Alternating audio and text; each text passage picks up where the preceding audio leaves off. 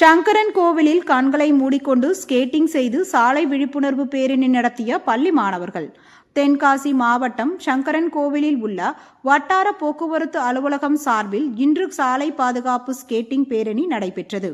வட்டார போக்குவரத்து அலுவலர் செல்வி இந்த ஸ்கேட்டிங் நிகழ்வை கொடியசைத்து துவக்கி வைத்தார்.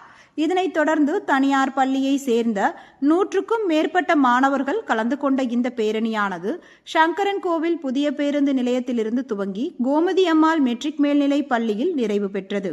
அதிலும் குறிப்பாக பள்ளி மாணவர்கள் கண்களை கட்டிக்கொண்டு ஸ்கேட்டிங் சாகசத்தில் ஈடுபட்ட நிகழ்வு அப்பகுதியில் உள்ள அனைவரையும் வெகுவாக கவர்ந்தது.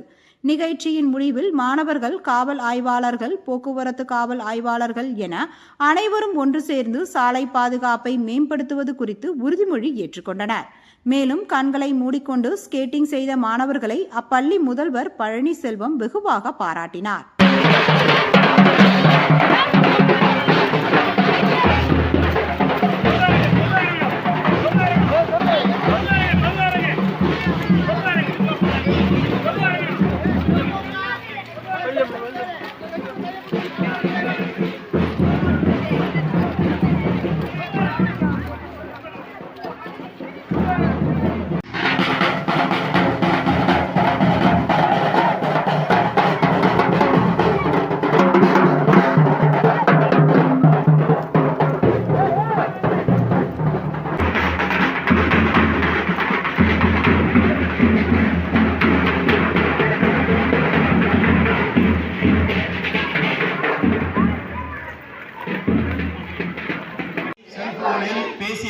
பேசியபடி வாகனம் ஓட்ட மாட்டேன்.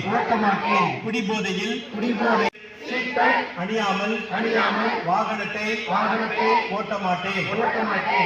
வாகனங்களுக்கு முன்னுரிமை கொடுப்பேன்.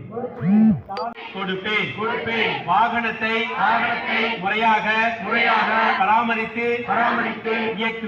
வாகனத்தை போக்குவரத்துக்கு இடையூறாக மருத்துவமனை, பள்ளி மற்றும் கல்லூரி